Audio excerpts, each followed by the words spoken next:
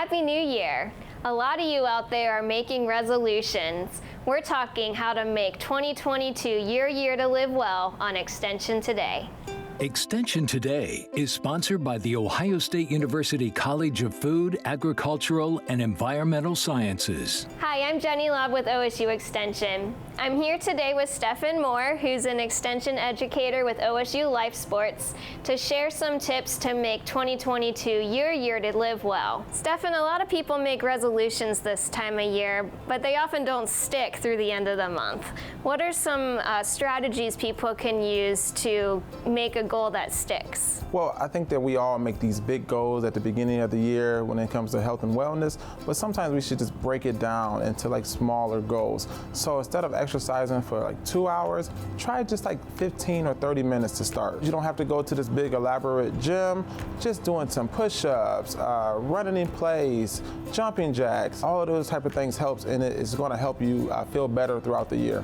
And you mentioned exercise. What are some other types of goals that people might want to set for themselves? Absolutely. So drinking more water. I think that a lot of us, we like to drink like carbonated drinks with lots of sugar. That's not good for our health and wellness. But replacing those calories with water will definitely help out. So me, I like to at least start off by drinking 2 glasses of water in the morning, and then you try to get 2 in the afternoon, and then 2 at night as well before you go to bed. Also, you should replace your diet and make sure it's more leafy, right? So the more colorful that it is, the better.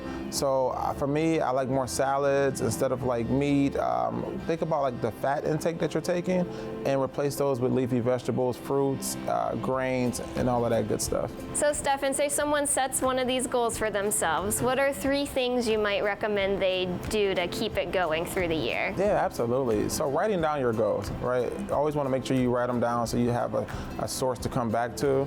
I also feel that just staying consistent, making sure that every day you're making this your best day, and understand that some days are not going to be the best days, but keep trying day in and day out and you'll get to it. I've heard a lot about SMART goals. Can you talk a little bit about those and how they might be helpful? SMART goal stands for specific, measurable, attainable, relevant, and timely. So some of the SMART goals that I like to think about as it relates to health and wellness, Jenny, is using your app to set steps.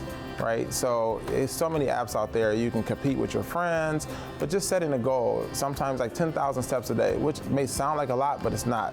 So when you're in your office or you're at work, just making sure that you're using the staircase instead of the elevator, or you're just taking maybe a walk on your break. And then like throughout the day, just taking a look at your watch or your app and seeing where you're at, and then saying, okay, I only got 2,000 steps left, and trying to obtain those goals, right? That helps us stay organized and gives us something to look forward to. So attacking these goals in a smaller portion is going to help you feel better mentally and physically, and help you carry out these health and wellness goals throughout the rest of the year. Thank you so much, Stephen. These have been some really great tips. If you want more information on setting wellness goals to make this your year to live well, visit go.osu.edu/extension today. Extension Today is sponsored by the Ohio State University College of Food, Agricultural, and Environmental Sciences.